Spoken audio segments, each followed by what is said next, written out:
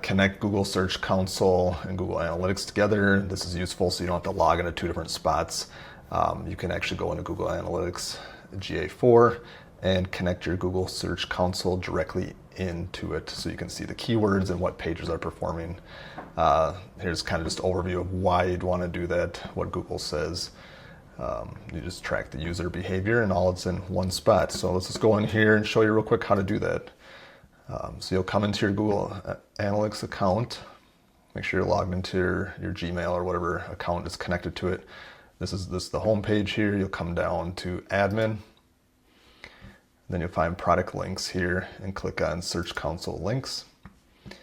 You go to link, the blue button there, choose your account. You'll search for the business name if you have multiple. You select the URL that you want to connect, check it, and then click confirm. Then you click next. Here we're doing web streams, so we'll choose the business, click next, submit. And that's it. Then it's connected. It should show up the next day or so. The information will be in there. Then you can come to your reports. And down here, you'll see Search Console on the left-hand side. And you can actually see the queries and the keywords there and how that's performing. So if you like this video, if you want to see more stuff like this, like below, subscribe, and we'll keep doing content like this for you. Thanks.